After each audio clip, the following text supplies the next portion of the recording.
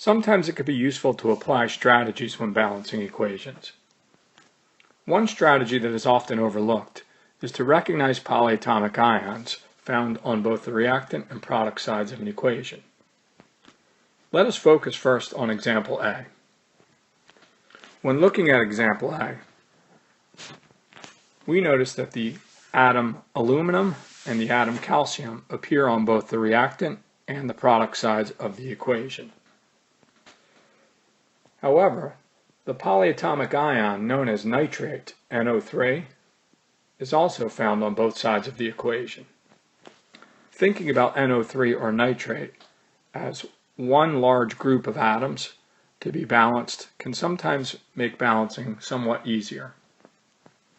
Therefore, the parts of this reaction to balance found on both reactant and product sides would include aluminum, calcium, and nitrate ion. Parentheses around a polyatomic ion such as nitrate, or any polyatomic ion, reveal how many of that polyatomic ion are present in the equation. The value written outside of the parentheses reveals how many of that ion are particularly present. In this case, on the reactant side, we can see that there are 3 nitrate ions present. Yet on the product side, there would be 2 nitrate ions present. Therefore, nitrate ion is not balanced in this equation. However, if you look at both the aluminum and the calcium, you can see, since there is no number attached to aluminum, there is just one atom of aluminum on the reactant side. This is also the case on the product side. The same holds true for the calcium on both the reactant and product sides of this reaction. Therefore, we must begin by balancing the nitrate or NO3 ion. Recall that balancing requires you to add coefficients or numbers written in front of any reactant or product. The coefficient becomes a multiplier for all of the atoms or ions written for that particular reactant or product. Since there are 3 nitrate ions on the reactant side and only 2 on the product side, we'll be thinking about what multiple the values 3 and 2 could first meet up at. Since 3 and 2 are both multiples of 6, and they would first meet up at this value, a target value of 6 nitrate ions for each side of the reaction may be ideal for balancing. In order to create 6 nitrates on the reactant side, we choose a coefficient of 2, which will multiply the 3 nitrate ions that are already present. This now creates 6 nitrate ions on the reactant side. Likewise, to get 6 nitrate ions on the product side, we would need a coefficient or multiplier value of 3. 3 multiplied by the 2 nitrate ions that are already present creates the 6th that we are after. We can now see that nitrate ions are balanced with 6 on both the reactant and the product sides. Recognize, however, that the 2 written in front of aluminum nitrate, or AlNO3, also doubles the amount of aluminum present on the reactant side. There are therefore now 2 aluminum atoms present on the reactant side, yet 1 aluminum atom present on the product side. Therefore, a coefficient of 2 in front of aluminum must be written.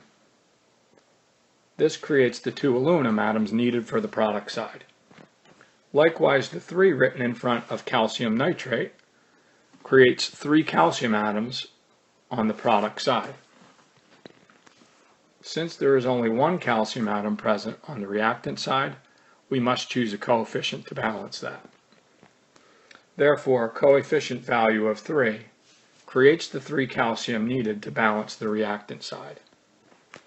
I've erased the inventory values written below example A to reveal what the balanced equation actually looks like. What we see is that there is a ratio of 2 for 3 as reactants, creating 3 for 2 as products. This is now the balanced chemical equation, which is typically the simplest ratio of atoms or ions present in the reaction. Let us now look at example B. Again, think about the polyatomic ions that appear on both sides of the reaction. In this case, we have the polyatomic ion nitrate, or NO3, as well as the polyatomic ion carbonate, represented by the symbols CO3. Recall that when a polyatomic ion is not written in parentheses, such as CO3 and NO3 in the circled cases, it represents there is only one of that ion present in that particular formula. That's an important detail to try to recall when balancing chemical equations. You must also recognize that the element iron and the element sodium are present on each side of the equation. One could take an inventory before beginning to balance the equation, although it's not always necessary. Let us inventory what's going on here. On the reactant side, we see that there are two NO3 ions. However, on the product side, since NO3 is not in parentheses, it reveals there is only one of them present. When looking at the carbonate ion, or CO3, we can recognize that there is only one of them on each side of the equation. Therefore, carbonate is balanced.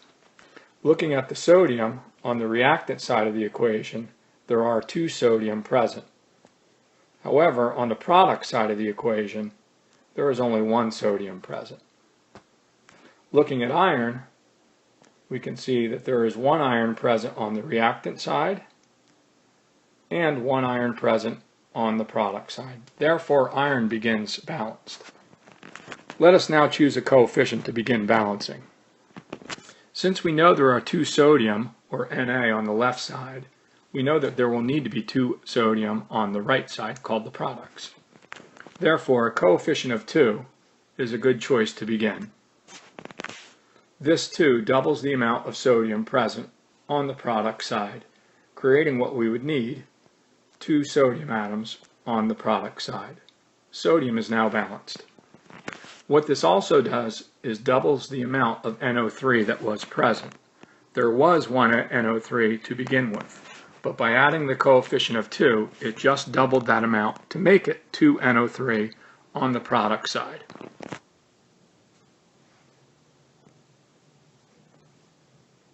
Therefore, NO3 is now balanced on both the reactant and product sides of the equation. When looking at all the other parts, the carbonate, CO3, it is also already balanced with 1 on each side of the equation. When looking at the iron, it is also balanced with only 1 on each side of the equation. Therefore, we now have a balanced equation by adding just the 2 coefficient necessary to create the balance of atoms or ions to arrive at the balanced equation. Let us clear our inventory information to reveal the coefficients necessary to balance this particular reaction. Coefficients of 1 and 1 on the reactant sides are needed, and 1 and 2 on the product sides are needed. Recall that when no coefficient is written in front of a reactant or product, the value is assumed to be 1. Since we wrote a 2 in front of the NaNO3 product, the coefficient represents 2. Let us try to balance example C without writing the inventory. For some students, the inventory crowds the information and sometimes creates more confusion than may actually be needed. Before beginning letter C,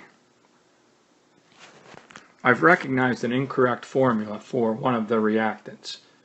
The reactant aluminum nitrate should not have a formula of Al2. It should have simply Al. Therefore, we will just cross off the 2. Without having the correct formulas written, balancing an equation is sometimes not possible. You can assume for the examples you'll be asked to balance that the formulas will already be written in correct form.